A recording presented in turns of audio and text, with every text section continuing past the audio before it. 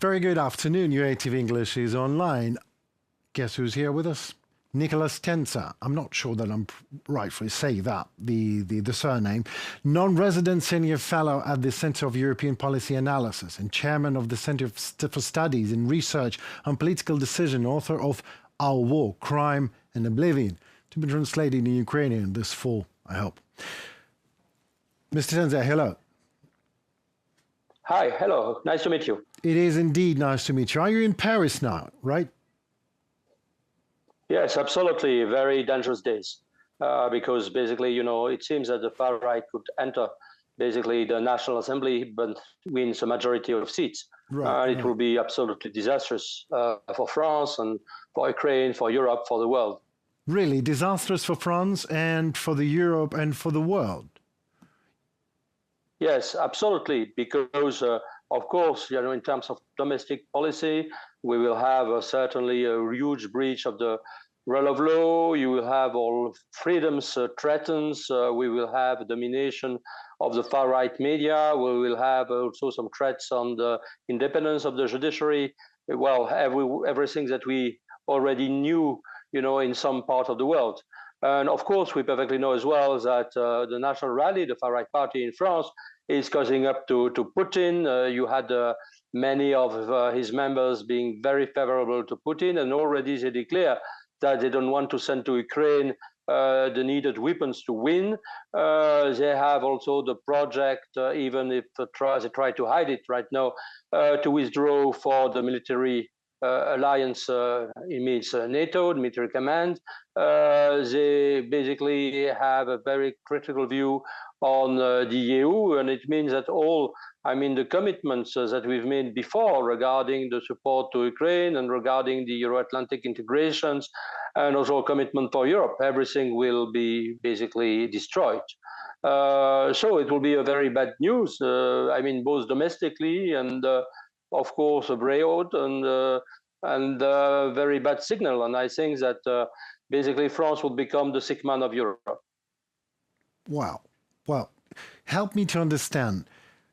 Did it came all of a sudden? I mean, no one in French politics. I'm sorry. My question is it's like everyone the whole world knows that France is very sensitive to the world freedom, and like the far rights are right now gaining more powers than they should be. This is what you're saying. How come? Well, basically, I still remember, I'm old enough to remember that the first time the far right entered the European Parliament was in 1984, so already 40 years ago. And since then, the far right had made substantial progresses through all governments. And of course, now you have a huge success for the far right. In the European elections, they win more than 35% of the seats. They have the huge majority, in the French quota at the European Parliament. And no, because of the distrust towards all the mainstream parties, it seems that the far right could basically obtain the full majority in the House.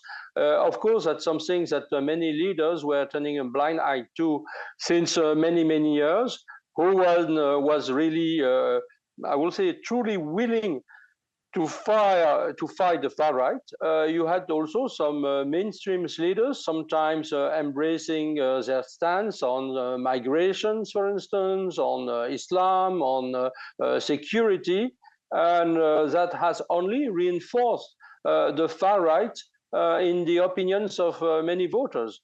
There is a kind of process going on since almost 20 years of normalization of the far right. And of course, if you consider, for instance, the parliament, when you have the far right guy in the parliament, they seems to behave, very quietly. The men are wearing a tie. They seems to be very polite.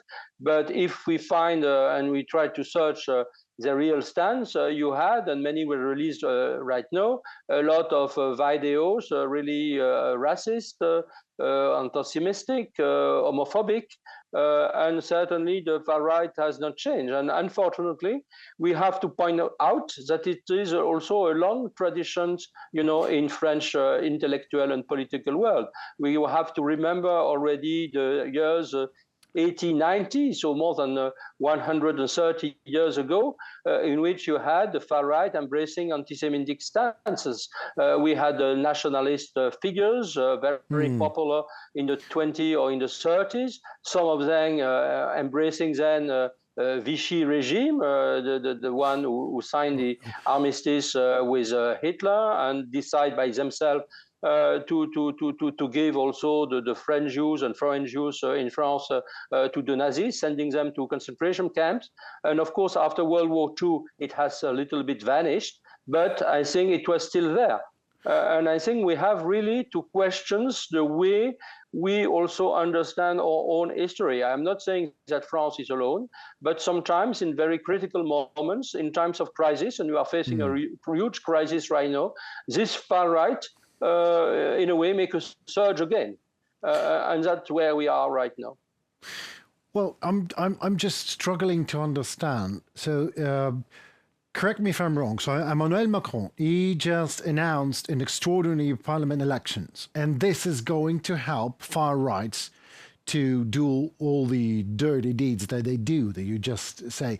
So, why you would ever do that?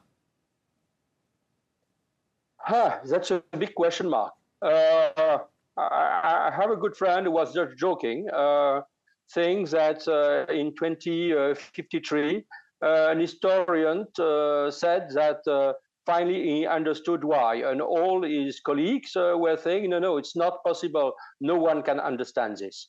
And basically, that's exactly the opinion of the most people in France, including the MPs and the ministers of its own camp. No one understands really why it took such a risk when we are a war at the very center of Europe, because it's critical times. It's not, and I think that very unfortunately, I'm very sad to say this, that the war, in Ukraine and the Russian war crimes, the threats coming from Russia, from China as well, the risk to undermine Europe and also position of France in Europe was not taken into account by Emmanuel Macron when he took his decision.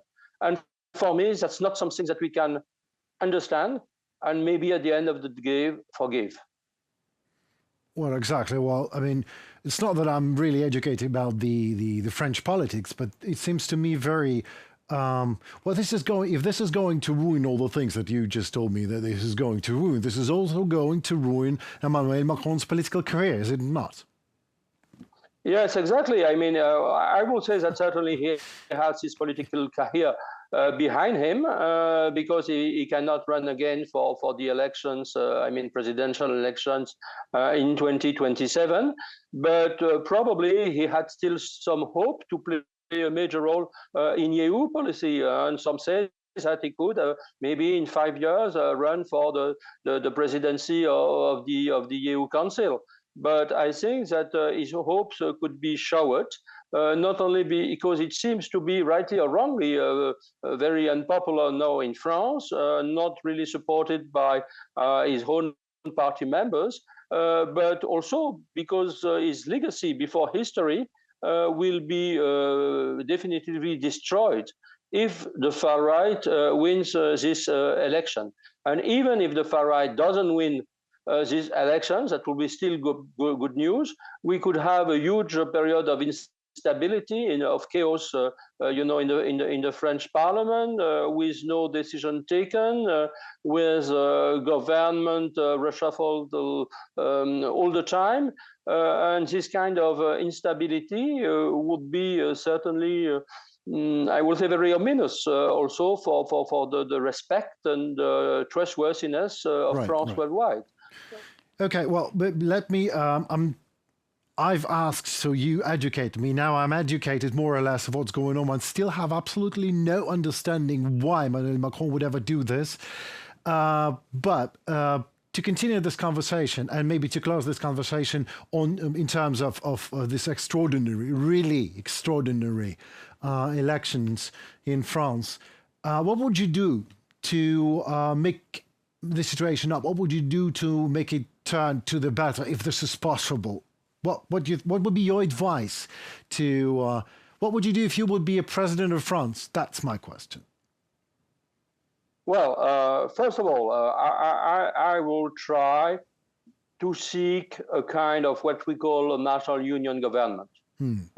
Basically, trying to gather all the democratic and liberal parties in France, from, I will say, the moderate left, the Greens, the center, plus, I will say, the acceptable member of the Conservative Party. I mean, those who were not basically aligning with the far-right party, and to say, well, no, we have to build a coalition government.